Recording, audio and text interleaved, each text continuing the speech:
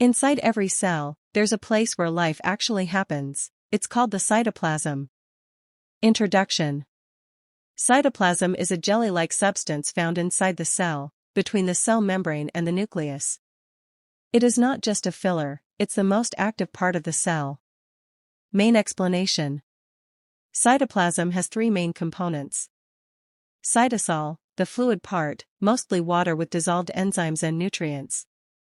Cell organelles, structures like mitochondria, ribosomes, etc.